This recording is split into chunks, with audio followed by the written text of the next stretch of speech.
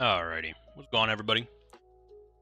I got a new build for you guys. This one I have been playing on stream for the last, I'd say maybe 4, maybe 5 days. Been having an absolute blast with this one. It does a lot of group ult share. Absolutely insane if you can coordinate it or communicate it with your group. Even if not, I'll kind of point out in some clips here in a bit, and you can kind of look out for some things to really maximize the potential of this build. But I'm going to try and make this a little bit faster than the last one. If you guys want even more in-detail descriptions of what it is I'm running, or like skills, I'll link my main build into the description. You can check that one out. This one is a little bit weaker when it comes to tankiness. Sustain is, it's okay. It's definitely going to be a little bit worse than my main build, but it brings a lot to the group, right? The other one is really just really tanky. It gets rid of a lot of the anti-heal counters in the game, that sort of stuff. But I've been having an absolute blast with this one. I definitely recommend you guys give it a shot. But without further ado, let's go ahead and get into it. So, with the gear, we are rocking Arcasis, front bar, and Arcade Charity back bar. So same thing with the main build. Run powered on both weapons, sturdy, max HP. Stam drain poisons with cutting defense CP. Blue CP slottable, very, very strong. Roxa for the sustain. Again, you can change this out with anything else. I really like it for the sustain though. Arcasis chest, legs, feet, all impen minus the belt. That's gonna be well fitted since we are in all heavy. And then sturdy on the shield, so just one well fitted and one sturdy. 5 heavy, 1 medium, 1 light. With Arcade Charity on the sash, 1 piece trainee on the gloves. And then the jewelry is going to be all infused minus 1, which is going to be our ring. That's going to be swift because we dropped celerity on this build, and I'll show you guys why. But you could potentially get some of your blocking back. So your block cost is a little high. And you're not going to be able to block for as long as you have on like my main build. However, still very, very strong. If you think you can get away with it, drop the mag cost reduction off of this and throw a block cost reduction on it. Other than that, yeah, 2 infused, 1 swift, all cost reduction, all tri-stat glyphs. I think that's all good there. As far as foods and potions, we are rocking Orzorga's Red Frothgar, just straight HP, mag recovery. If you feel like you need more stam sustain, Orzorga's Smoked Bear Haunch will do that for you. Just a little lower on the HP and the mag recovery, but again, if you need the stam, there you go. And since we can't block for as long, and if you're used to the main build, that's probably something you'll have to get used to. Pots, we are rocking Tripods. You can run Minor Heroism potions. These are very expensive, but we do have Minor Heroism on our banner, which is going to give that not only to you, but other people in your group. So I just run regular tripods. Very strong, very easy to get. Just buy them. Very, very nice. That's food, potions, gear. We are an Imperial. For the max HP, the max stam, and the cost reduction, we are rocking the Atronach Mundus. And we have 19 into mag, 45 into health. Only reason we have more into mag right here is because since we are an Imperial, our stamina is going to be a little higher than our mag. If we ever get orbs or shards from somebody and we get our resources returned to us, we want our max magicka to be a little higher so that we get mag instead of stam. Other than that, you just throw the rest into health and you're good to go. So if you are on like a different race, these might be a little different for you. Okay, Literally all you want to do is try and get your mag just a smidge higher than your stam, and then throw the rest into HP, and you're good to go. But I do recommend you run Imperial as your race, because it is very, very sustain heavy, and the extra HP goes to your Polar Wind, making your heals higher. I did get a comment on the last video too, and I figured I should probably mention this as well. I'm not a vampire on any of my builds. Not saying you can't run vampire, because you can still get a little tankiness out of it. I just prefer the sustain. Okay, being a stage 3 vampire, your cost reductions are kind of going away, because you get a very, very heavy cost increase to your skills when you're stage 3, or even stage 4. And then not only, but on top of that, you take a lot more siege damage.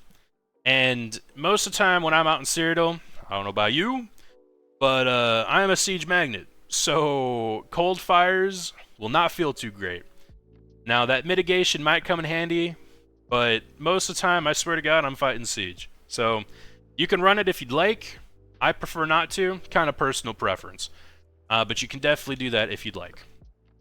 So with that, skills, this is kind of important. So again, if you want like the in-depth, I'll pin my other build video in the description. You guys can go check that out. I kind of go into depth here, but we're just going to quickly go over this.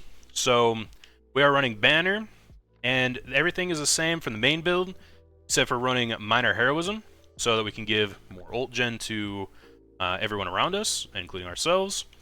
Dark Cloak, Polar Wind, our main burst heal.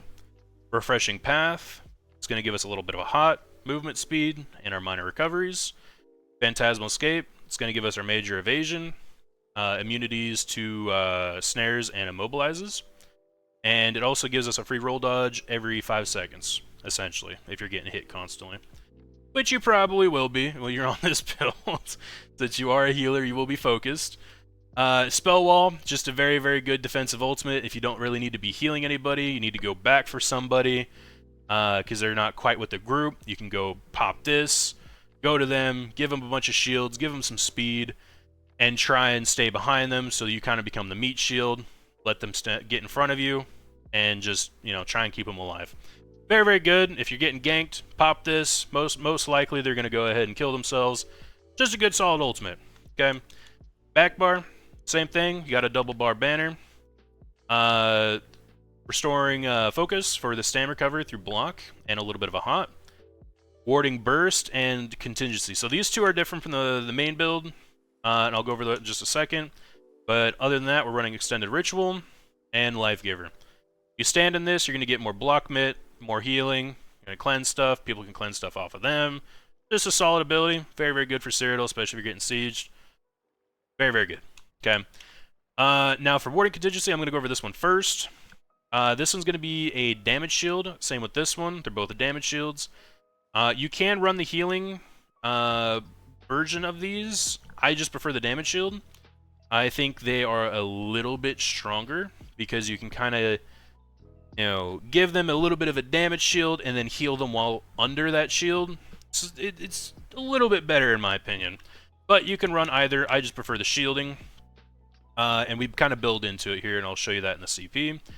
But with that, we got the Gladiator's Tenacity, reducing your damage taken by 8%, and this will go to other people in your group as well, making them a little bit tankier. Major Brutality and Sorcery. This is mainly just for hots, like Life Giver will buff this, Extended Ritual, Path. You can run something other than Major Brutality and Sorcery. It's up to you. I think it's really good. You're going to be constantly hitting your shield, so you're going to have this buff almost all the time. But yeah. Other than that, we got Warding Burst. This one... This one is the bread and butter of the entire build, okay? And I'm going to show you why here in just a second. But again, damage shield, remove up to 1 negative effect. You might be looking at it like, that's kind of trash, but okay. I'll get to that. And then Minor Expedition, because sometimes people aren't running, Storm Calling and running Hurricane. A lot of people are, but even for yourself, getting that minor expedition is phenomenal. So, let me go into why this ability is insane. So, with our Arcade's Charity, let me go ahead and pop my ultimate real quick. Go ahead and put that on cooldown. So, going over Arcade's Charity, what it does is when you cleanse a negative effect from yourself or an ally, you restore 13 ultimate to the target. This effect can occur once every 9 seconds per target. So anybody you hit with it, and they have a negative effect on them, you're going to give them ultimate. Okay? Now, that is why we have that effect removal, negative effect removal, on our scribed ability. But you don't have to be in combat, and you don't even need to have a negative effect on you right now. It is bugged and is very broken. So hopefully they can get to this. But yeah, you don't need a negative effect on you at all. So you can just hit your contingency into your soul burst every 9 seconds, and you're going to give people ultimate constantly. And then when you have your pot up, you can hit Arcasis and give that to them. Obviously you have to be in combat for Arcasis to work, but there you go. Very, very strong. I found this out, I think, like a couple days ago on stream. And, yeah, it's pretty nuts. So hopefully they get to that. Very, very strong set. Really like it because it's got 2 lines of recovery on top of it. Helps with sustain quite a bit, kind of like Transmutation. With its 2 lines of mag recovery. Really, really good. Other than that, though, so that's gear, that's skills. Now CP, nothing here really changes for green. Again, really all you want is Breakfall. Everything else is kind of just utility. Blue CP, same thing. Foresight, very, very strong. The only downside with this one is it does not work with shields. So, if you wanted to do healing instead of the shielding for the scribed abilities, this will work for that, but for the shielding, it does not. So just keep that in mind. Still very, very powerful, though, if you need to burst heal people. So you can drop it. I still like it, though. Focus Mending. Obviously, you're going to need this for Polar Wind and Resto. Just buffs them pretty highly. We don't have a whole lot of crit resist in this build now because we don't have Transmutation. And with Mara's being gone, I believe that has a line of crit resist as well. Our crit resist is down pretty heavily, so kind of building that back up with Resilience. And if you really wanted to, you could drop Foresight, maybe even getting like Ironclad, boosting that defense up just a smidge better. Kind of up to you. But then we've got Cutting Defense. Now, we don't have Blood Altar anymore with this build. You can still run it. I don't really know where you'd fit it in, but if anyone else in your group is running it, you'll proc your Blood Altar, get some extra healing. But this is still very nice to proc your Stam Drain Poisons. I still recommend it, but again, if you don't want it, you think you can just light attack people, get that thing procced, good for you, go for it. Go for a little more defense, go for a little more healing, pick up Foresight again, whatever you want to do. And then you can even pick up some of these too. Like Enlivening Overflow is pretty good for sustain. From the Brink is really good too, especially if you're doing like shielding stuff. Up to you. This is what I like. It's what I recommend. But I figured I'd go over some of the other ones there. Now, Red CP. This one's actually pretty huge. So, compared to the other build, again, always running Pain's Refuge, always running Survival Instincts. So much sustain, so much mitigation. Can't really get away from these two. Now, the other two that I'm running is Bastion, which is going to increase the effectiveness of your shields, and Shield Master, which is going to reduce the cost of your shields. They made a change a little while back, and they absolutely increased the cost of contingency. So that is a very, very expensive skill now. This really helps with that, on top of us all, running infused mag cost reductions on our jewelry. But this is one of the reasons I dropped Celerity, so the movement speed slottable right here. Not running that, and we're running this instead. And to kind of get that back, that's why I'm running 1 Swift. I've been really liking it with just 1. You can run more. Again, it's really up to you and how you feel your sustain is. But yeah, that is the CP. That is the skills. Now, I don't think I'm missing anything. Do not believe.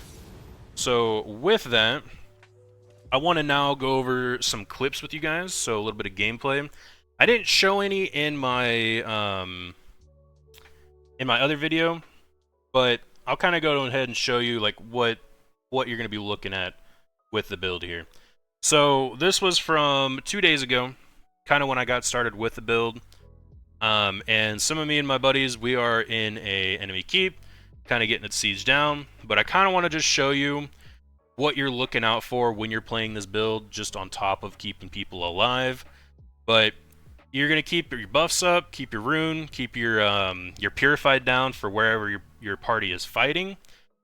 Same thing with your path, because that's your movement speed and your minor recoveries. You'll see me spamming that quite a bit, because you want to really lay them down wherever your group is, right? Want to keep those hots rolling. Outside of that, really spamming the crap out of Ulfsids and Soul Burst. Just keep on staying next to your team. Keep the shields on them. Very good, very strong. And the entire time you're doing that, you're going to be proccing Arcade's Charity and giving them a ton of ultimate. So one of the things you're really going to want to look out for, after talking about the buffing and stuff, is right now we're following Tiffany, and she's running Polar Wind. Or not Polar Wind, Northern Storm, my bad. And what I'm looking out for is for her Northern Storm, and as soon as I see her pop that, I'm really just relying on heavy attacking to get my resources until she pops her Northern Storm, and then popping my pot for our cases. So you'll see she pops it right here, and I pop my pot. So now, even after hitting a Northern Storm, she's probably already halfway to getting her next Northern Storm. So kind of want to just show you what that looks like, and if people are using like even lower costing ultimates, and if you're communicating with your group even, you can make this be even more efficient. But like lower cost ultimates like sweeps from Templar, Incap, Dawnbreaker, stuff like that, there'll be times where you'll hit, or they'll hit their sweeps or their crescent. You pop a pot, hit RK, and they're ready to crescent again. It's very strong. If you can time it right, your group is going to be blasting. And again, this has the same tank ability. It has the same sustain almost. I mean, you're doing the same thing you were doing on the main build. You just don't have the counters to the anti-heal like you do with Mara's. So people are stacking Gerals on you. You're going to be spamming Purge quite a bit, or the Templar Purge. Yeah, just trying to keep everybody alive, do the same thing you're usually doing. Very strong. So nothing really was happening too much in this keep, but I really wanted something a little less cluttered so you can kind of see what I'm looking for when I'm healing people. In this clip though, we were getting zerged down by like 20 something people eventually, and I just kind of want to show you some of the tankability of the build too, and how I kind of sustained what I'm looking for. Exile was kind of in there a little bit. I wasn't quite near him, so I popped a Resto to keep him alive. Trying to spam some shields on Ba here. Got CC'd, tried to get him some shields, get him out of there. Hitting Polar Wind when I absolutely need to. It's really trying to shield people up and try and keep them tanky with that. And if they get hit really hard, then I go into burst healing. And if they get hit really hard, I hit Resto into the burst heals.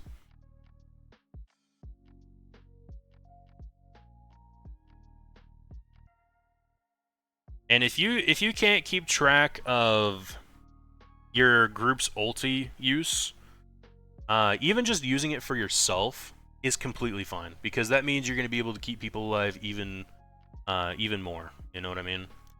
So if you use like a Resto, swap bars, pop a pot, get your Arcasis procced, and just keep proccing your Arcade's Charity. Keep it rolling. You see, I've already got my ultimate, and I just used it in the hallway over here. Very, very strong. Keeps you on your toes. Make sure you have an ultimate ready in case you guys get bombed. And I don't know if I've got a clip here of me dodging some of the bombs that people throw at me. If you haven't seen in this meta, there is a bomb combo where people will throw contingency on, and then they will usually use like the little Nightblade teleport into the group. It'll immobilize, it'll proc charm, and if you roll away from the charm, you'll get pulled in by the Rush of Agony, or if you hold block, you're going to get stunned by the charm, right? It's a very, very strong combo that I'm seeing a lot more of, and kind of want to give you guys a little bit of a counter to it, because I'm seeing a lot more of it, and a lot of people dying to it. So really the only thing you need to look out for, obviously if they catch you off guard, they catch you off guard. But if you see it coming, if you're on, say, my build right now, and this can work for anybody, right? But if you see them coming, hit yourself a snare and immobilization removal. So Race Against Time, Phantasmal, whatever. And as soon as they teleport to you, since you are immune to their immobilize, just jump and hold block off to the side. That's it. That's all you gotta do. And you won't get pulled because you're holding block, and you won't get stunned because you jumped out of the charm. You have to time it a good bit, but it is very, very possible, and if you've got a lot of movement speed in your build, it'll work out a whole lot better. I don't think I really do it too much in this clip because I think it's I think Bobby is the one doing it. He's got I think it's Rush of Agony with Negate with Charm. So he's got like a really like lock you down kind of build. Yeah, see there it is. Negate kind of tries to pull you all into it. It's very, very strong. If it catches you off guard, I mean, if there's any follow-up, see there you go. I just did it right there. So person comes in. Let's see if I can pause it. So there it is. There it is. Dude teleports. I think I already have my immunity, and all you gotta do is jump block to the side, and you're good to go. Now, I did get charmed at the very edge of that because I did it a little late, but if you can do any type of like similarity to that, you're good to go. You're not gonna get charmed, and you're not gonna get pulled. So just a little tip there. One thing that I've been talking about on stream too, kind of while we're watching this clip, keeping everyone alive here, is you can actually heal through walls, and I did mention this a little bit in my first build video, but say someone was like underneath me right here, just on the same spot I am, just underneath me, you can actually heal them with your Polar Wind, even though you're not next to them. So if we're in the tower across right here, I can heal somebody that's under me if they're under a lot of pressure without actually being in any of the danger myself. You know what I mean? Very, very good. I do think it needs to get nerfed. They've tried really hard to get a lot of the burst heals not going through walls, like Breath of Life used to, Blessing of Restoration, that used to. But there is still a few. Resto ult goes through walls and floors, and so does Polar Wind. So take advantage of that, really. And same thing with RK, while you don't really need a negative effect to proc the set. Not that it wouldn't be as good if it didn't, you know? I mean, in this fight, you're going to have so many negative effects on you, it's insane. So you will 100% be taking away a negative effect. The only time it'll be very strong is when you guys aren't really being attacked much, and you can just kind of proc it out of combat, that type of stuff, right? Still going to be a very, very good set, even if they fix it. But I did want to kind of mention that, just to kind of give you guys a little bit of a tip there.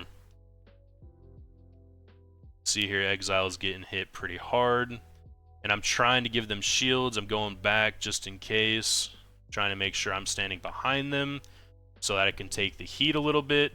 I think Ba got pulled back again, going back for him, hitting some shields, getting back with the group. And that's kind of the majority of the build. You're just an absolute shield tank healer, providing a lot of buffs, a lot of ult gen. Very, very strong. And I just wanted to point this fight out specifically because it gets pretty hectic. You see Ba almost died there too. Got him with a rest ult and shot him all the way to full. So one little tip I guess I can give with rest ult as well is some people, when they use it, they think, oh, you know, it's just the rest ult itself, like the little orb that goes to him and heals him up. Well, it also procs 3 abilities with it. It procs Radiating Regen, Healing Orb, and what's it called? Blessing of Restoration. So you can kind of use it as an AoE heal in a sense as well, if you don't have Blessing of Restoration on your bar. So if you're looking at your teammate when you use it, like I'm going to do here, I hit it right there. Look at all of that stuff going at him right there. You're getting the burst heal, the healing orb, or healing shield, whatever the heck it's called, I can't remember. But you know what I mean. Everything's going to him, back up to full HP with a couple polar winds. Now I can start shielding him again. GG's. Just saved him from death right there, from getting focused. And you can see right there too, if my team is getting really, really pressured, they're probably trying to heavy attack to get some resources back, they're not quite ready to ult. Having that charm on your banner is so strong to get people off of you, and you kind of saw it right there, just getting everyone off of my team. So procs right here, boom, you see everyone's charmed, they all got to break free, maybe they were trying to go in the middle of a burst, didn't quite get it off. Very strong. And it just passively goes out. Now, it can mess with your teammates' bombs. If your team is doing something very coordinated with stuns, maybe don't put Charm on your banner, because that will, you know, kind of mess it up. But for what I do, we run a lot of, like, we call, like, soggy groups. We're not in comms. We're just running together. And nobody's really pulling and bombing. We're all just kind of running around with our heads cut off for the most part, trying to stick together.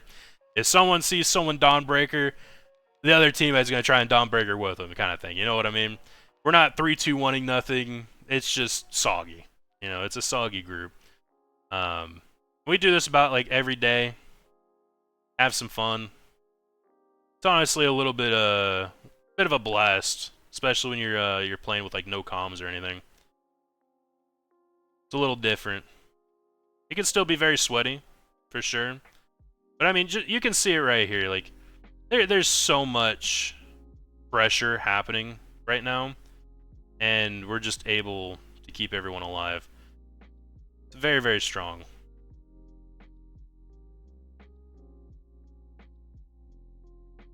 Now, I'm not sure. I'm going to skip ahead here a little bit. I think we did end up getting negated, and some of our team died. But I mean, you can see, I think at this point there's only 4 of us in here. We do have more people in the group, but I think they're off elsewhere, or they were dead or offline, whatever the case. There's only 4 of us here right now, and there is 14 of them on my my little meter there. 15 now, right? It's a whole group chasing 4 people in the keep. And there you see right there, the negate is what ended up killing everybody. Because when you're in a negate, obviously you can't cast anything. So I think the only people that are left here is me and Geronimoose. Actually, he's on a tank too right now as well, using Polar Wind. And as you can see, I'm trying to keep him alive here. They're really, really focusing him. He's taking a lot of heat off of me. I thought he was going to chase me over this way. He did not. He went up the hill here, so I'm coming back for him. Trying to keep him alive. Give him a few little heals here. And you can see now, I mean, I'm picking up 19 people on the meter. I got bursted pretty heavily right there.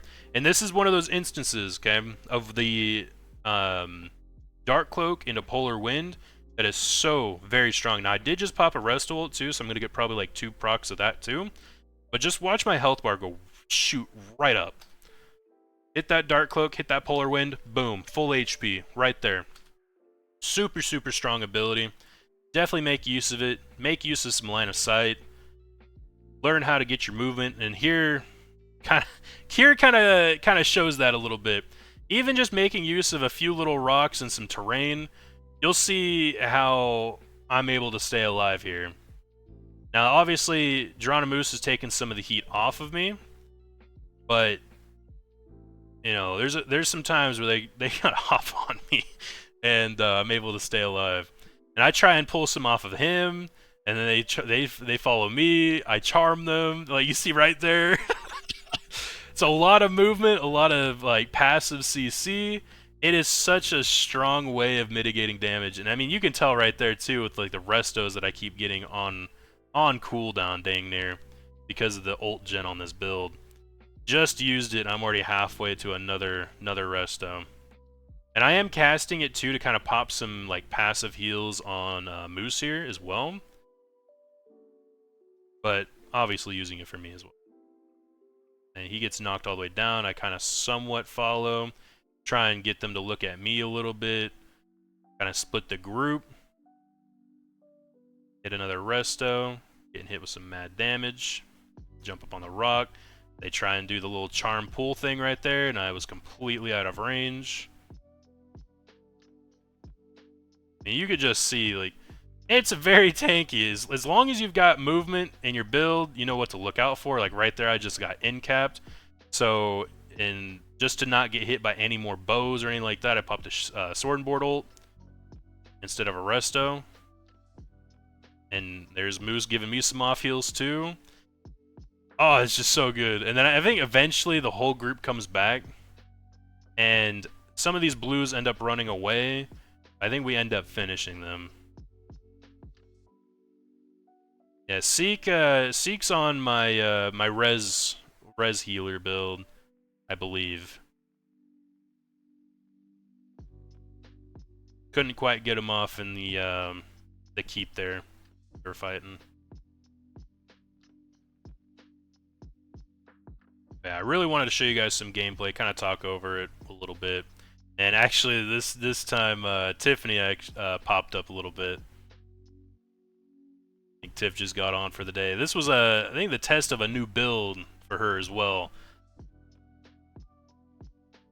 And actually, I guess this is a good point to tell here as well. If people are not in your group, I do not think you can share them any ultimate. So if you want to share randoms ultimate, this isn't gonna do it. People have to be in your group to give them ult. So just keep that in mind.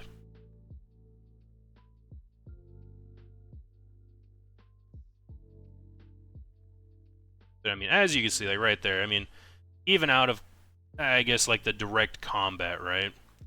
I've got a ton of debuffs on me. You know what I mean? Even if this set does get fixed, it'll still be very, very strong. Most people run a ton of debuffs, especially if you start getting like Gerals on you and whatnot. I think I'm over here trying to message and get Tiffany in the group. Yeah, there she goes. So now I can finally give her some ultimate, try the build out.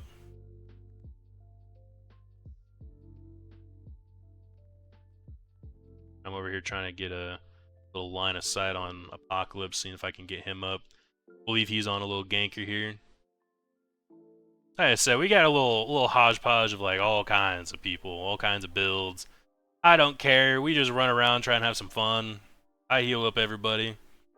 I've been talking a little bit about maybe popping over to AD, maybe popping over to DC on like a new account. Healing up some of the other homies on other alliances. Have some fun there. That guy dies from fall damage. As you can see though, a lot of them did end up leaving, but we did clean up the last bit here. Pretty nice.